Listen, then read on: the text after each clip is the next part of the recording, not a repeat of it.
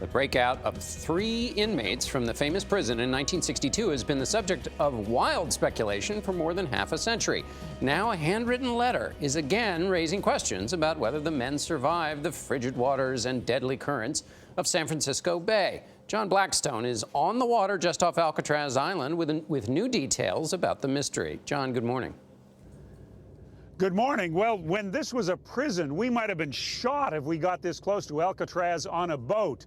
Here on San Francisco Bay, it was thought the cold water, the currents, and strong tides made escape from the prison impossible. But for 55 years, a mystery has lingered. Did 3 inmates actually escape and survive? Ever since brothers John and Clarence Anglin, along with inmate Frank Morris, disappeared from Alcatraz in 1962, the official story has been they didn't make it.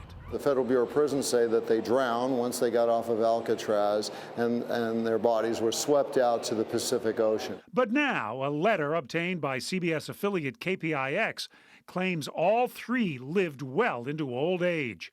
"My name is John Anglin," the letter begins. "I escaped from Alcatraz in June 1962. Yes, we all made it that night, but barely."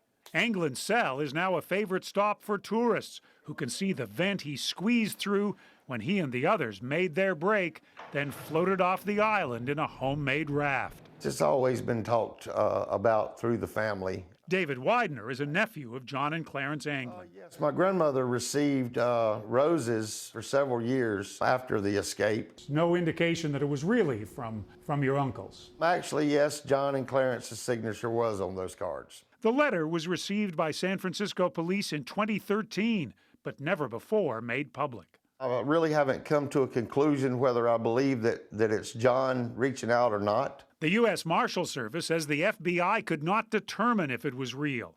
The 3 remain on the Marshal Service Most Wanted list, along with photos of what they might look like today. I was awakened by the siren. At the time of the escape, Jolene Babiak was living on Alcatraz. Her father was acting warden. I can see why the FBI would consider it inconclusive, because there's no leads here that you can go further with. The letter makes an offer. If you announce on TV that I will be promised to go to jail for no more than a year and get medical attention, I will write back to let you know exactly where I am. It adds, I am 83 years old and in bad shape. I have cancer. For him to, say that he had cancer and was dying, I feel like, they should have at least reached out to the family and let them know that the letter existed. If the 3 did survive these treacherous waters, as the letters claim, they would have outlived the prison. Alcatraz closed in 1963, the year after the escape. But the mystery remains open. Norah? John, thank you so much.